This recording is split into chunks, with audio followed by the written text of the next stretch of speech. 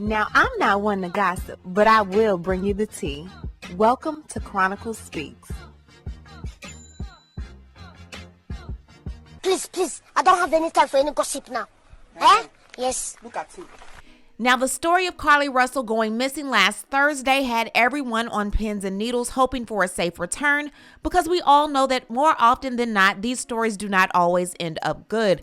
Carlee called the police stating that she had seen a male child in his diaper on the side of Highway 459, and after calling the cops, she called a family member who heard her questioning the child, but the child never responded. Then the family member heard Carlee scream.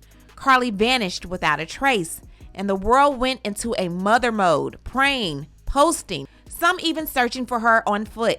Needless to say, after 48 agonizing hours, Carlee made it home, safe to her family. Now former FBI agents and attorneys are questioning the events of the alleged abduction, while Carlee's parents are standing on the fact that their daughter was abducted and now needing time to heal. Mom and Dad probably should have denied any request for interviews, because after the police conference they just had today, we just found out. Guys, it was all a lie. She lied. We're going to get into this story and so much more, but before we do, please be sure to subscribe to this channel and hit the bell for notifications so you don't miss out on any news regarding this story and so much more. Now let's get back into it. Child, if we were rooting for you, we were all rooting for you. How dare you was a person, Carlee would be it. From a story of a balding, orange-head abductor that only feeds you Cheez-Its, that cares enough about you to not bind your hands but puts a blindfold over your face while somebody plays in your hair, then allows you to get away. It's so much I gotta tell y'all, but let's start from the beginning and see how this all went down. So the search was on last Thursday night after 25-year-old Carlee Russell went missing after calling the police trying to help a young child in a diaper walking alongside the highway. Now, before the police could even get to Carlee and question her, her car, phone, purse, Apple Watch, and even her wig were all there, but Carlee was nowhere to be found. It's going to be 459 South, mile marker 10. It's going to be a child walking on the 3 or 4-year-old child walking on the side of the interstate next to her. RP's going to be close by in a red Mercedes sedan with the hazards on. Child's going to be a white male wearing a white t-shirt and a diaper. 442. RP's advising there's no cars in the area. Looks like the child's been abandoned on the side of the road. When you still got him on the phone? Negative, but she's stated that she would stand by for police. 42, call the RP back. She's not at their vehicle. 10-4. CLA, red in color, to Nicole Russell out of Birmingham, 10-11. 10-4, we're not getting the female to answer.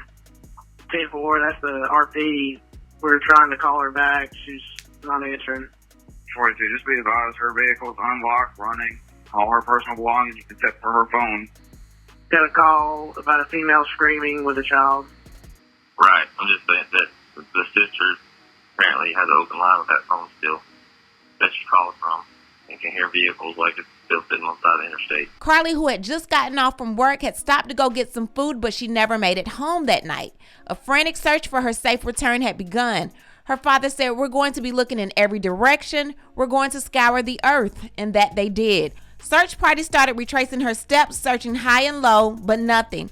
A $50,000 reward was offered for her safe return. Shortly after news got widespread, video footage was released of Carlee's car with her blinkers on, her stepping out of the car, going to the passenger side, but no one ever said that they could see a child in the video, and no one passing by on the highway reported a child being seen on the side of the road either. At some point during the search, police dispatchers received a call that Carlee's family showed up to a Red Roof Inn, 6 cars deep, after the family received a call from her stating that she had been there. They were not sure as to which Red Roof that she was at, but the family did say that they heard from her. 754 unclassified complaint, 1466 Montgomery Highway at the Red Roof Inn. The front office, per caller, family members at this location saying they received a call from the female that's missing, Carlee Russell. 754 family members are saying they received a call from the female saying she was at this location. 6 is the responding units. I just spoke with the front desk clerk. They said that the family is not being hostile or anything like that, but that there was about 6 carloads of people that have just shown up over there. 5-4 copy. Did the front desk have anybody check in under that name? Negative, and according to the front desk, the message that the family got did not state which Red Roof Inn. They don't know if it's going to be Vestavia or another location. That particular hotel stated that they did not have anyone check in under her name, but they were also not sure as to which Red Roof she had checked in to. Late Saturday night, after 48 long hours of searching, Carlee showed up to her parents' doorsteps and was taken to UAB Hospital for evaluation and was later released. The family asked for privacy, but her boyfriend maintained that she had fought for 48 grueling hours and she was indeed abducted. So typically in situations like this, even if the family does decide to keep quiet, the police will let the public know about the abductor so that we can keep safe and we can possibly keep the next person from being captured as well. But that wasn't the case in this situation, and not only was this not the case, but we also didn't hear about any missing toddlers or anyone else on this busy freeway seeing a toddler on the side of the road. So with speculation surrounding their daughter, the family decides to take to the Today Show and try to clear her name. And I think it did more harm than good. Take a listen to this. And can you tell me what happened Saturday night? Did you just get a knock at the door? Anything leading to the case itself, we can't discuss that. But they say speculation about the circumstances surrounding Carlee's disappearance are only making things worse. She's having to deal with the trauma of people just making completely false allegations about her. Her family now urging the public to let the investigation play out, but mentioning an abductor. Her mother asking to read a brief message to the public. Carlee has given detectives her statement so that they can continue to pursue her abductor. Do you believe that there's an abductor still out there? Absolutely. Absolutely. NBC News has reached out to the Hoover Police Department to ask whether they're looking for an individual involved. Police have just said they're following up on all information provided by Carlee. And when I talked to you all on Saturday, you also said your daughter is a fighter and she would find a way back to you. I felt that in my heart. Is that what happened? She did. She found her way back to us. However, we can't discuss the details of that. Do you believe she was fighting for her life? Oh, she definitely fought for her life. There were moments when she physically had to fight for her life, and there were moments when she had to mentally fight for her life.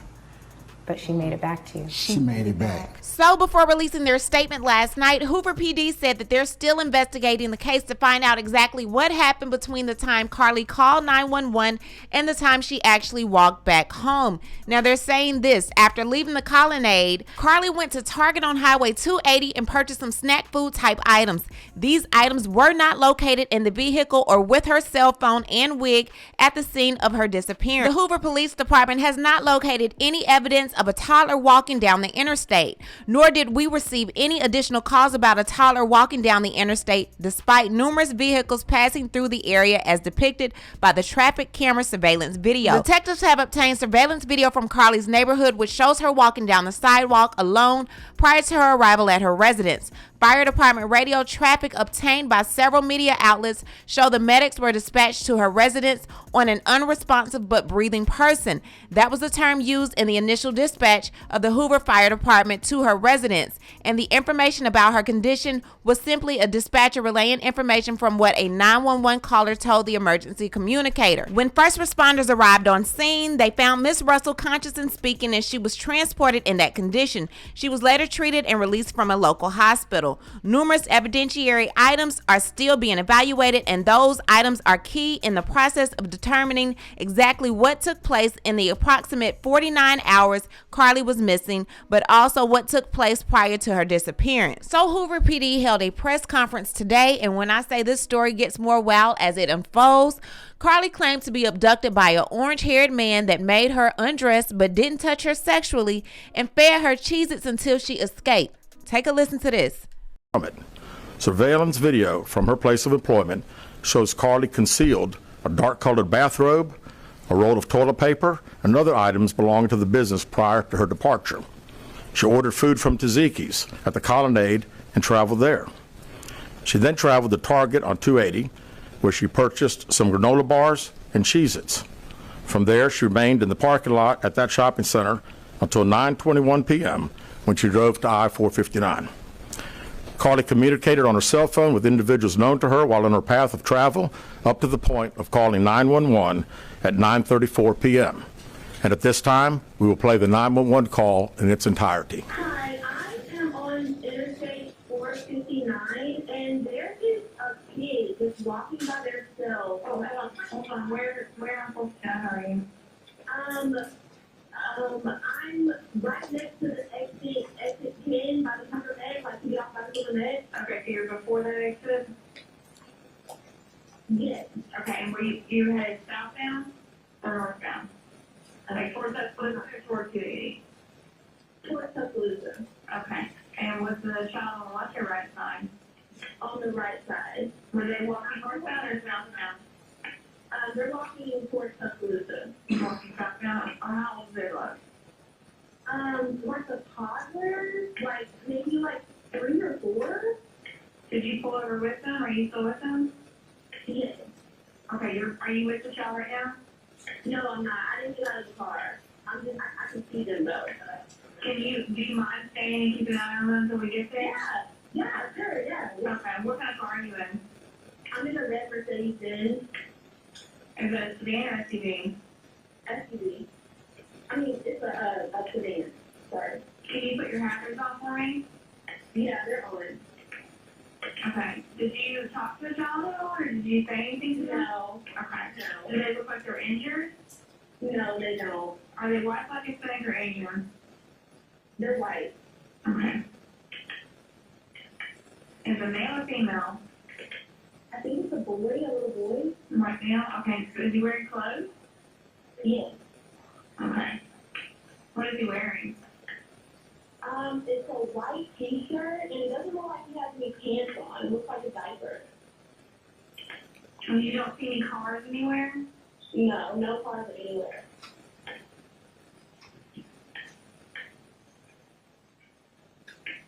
Okay.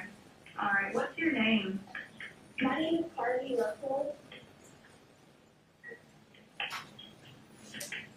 And you don't see any injuries on the child from where you're at, correct? No, but I can't really see them that good. Okay, try to keep an eye on them for the best you can, because I don't want you to lose track of them. Okay. All right, and do they have shoes on? No. Nothing I can see. I can't really see that look. Okay. All right, I've got them on the way, okay? Just try to keep an eye on them, but the officers are on the way, okay? Okay, thanks. Thank you. Carlee called a relative after speaking with the 911 operator. She went missing during that conversation sometime after 9:36 p.m. Traffic camera footage was obtained which depicted this portion of the incident, and that footage was analyzed as part of the investigation in conjunction with the 911 call and cell phone data to accurately determine the time frame. Carlee's 911 call remains the only report of a child on the interstate, despite numerous vehicles passing through the area at that time. No one has called to report that a child is missing, and the Hoover Police Department did not locate any evidence of a small child walking down the interstate.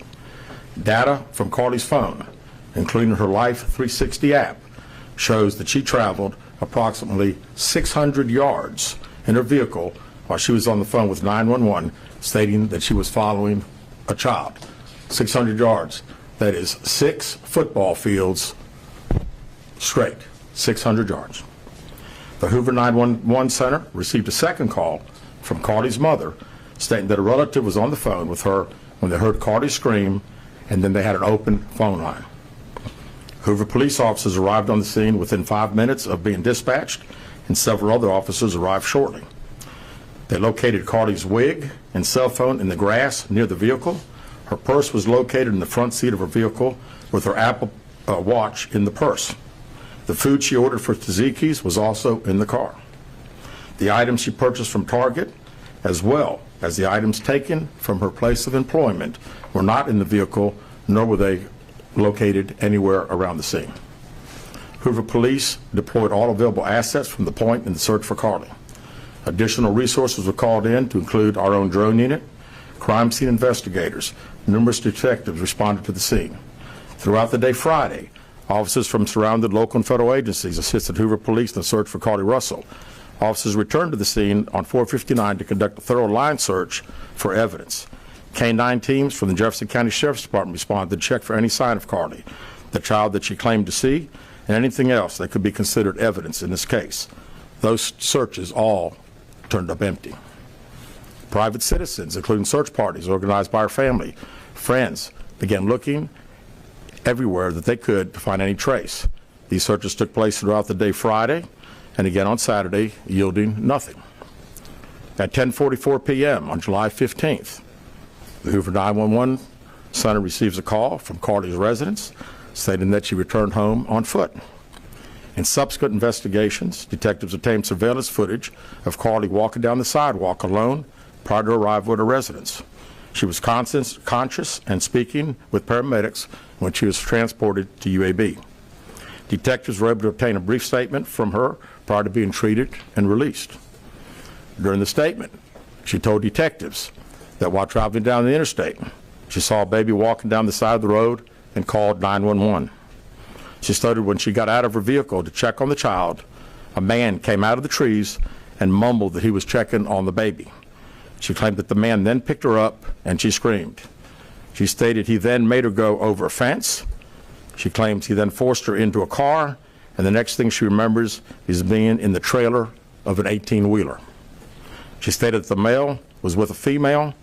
However, she never saw the female, only hearing her voice. She also told detectives she could hear a baby crying. Detectives, the male had orange hair with a big bald spot on the back.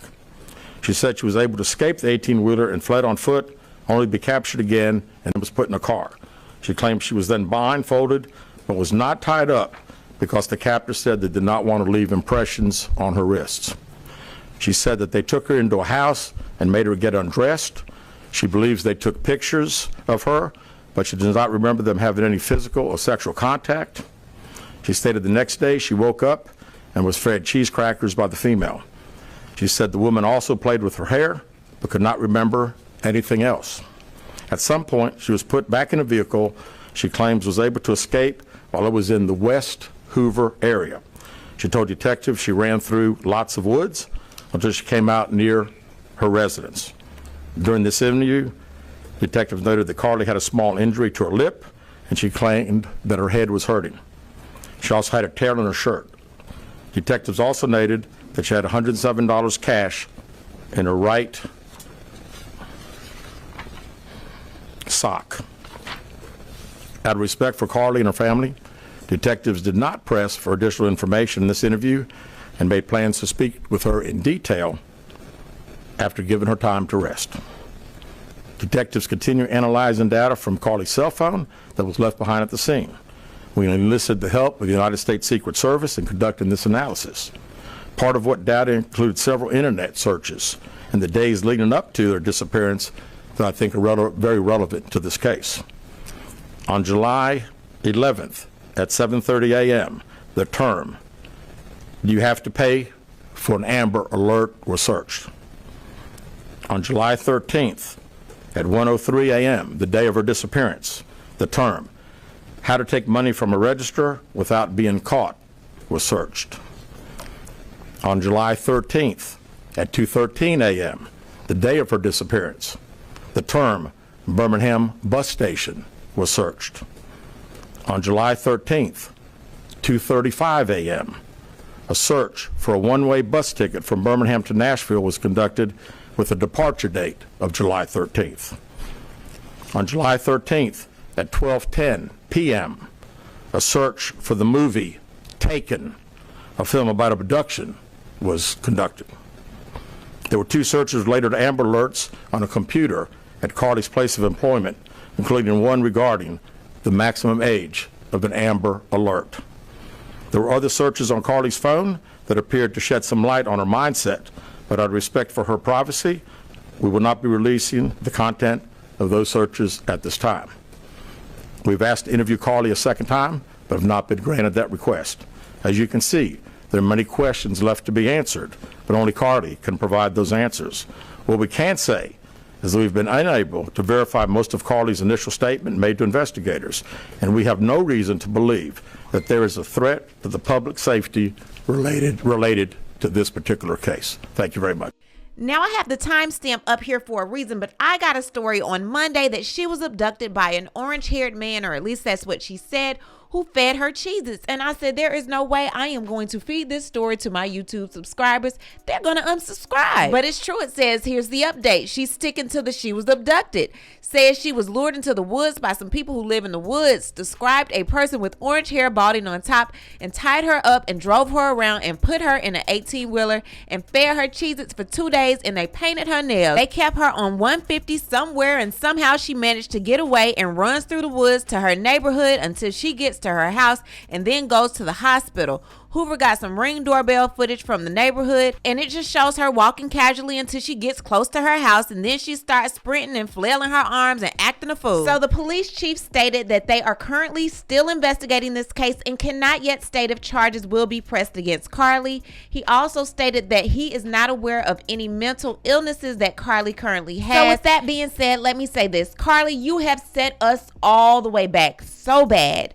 We were literally all putting pressure on these folks because so many times our cases are so easily disregarded, and the one time you not only have the city looking out for you, but you are literally getting national attention to put more pressure on your city, and you do some conniving mess like this. Who knows if the next time a black girl goes missing that they'll even take the case seriously now because of you crying wolf. I'm not sure what Hoover PD has planned for you, but from my understanding, they will not be taking it easy on you, and I could care less at this point. Now what I need to do is hear from you. Do you feel like Hoover PD will be pressing charges against Carlee? And if so, what type of time is she getting? Y'all go ahead and drop a comment, and you know how we do. We'll talk about it down below.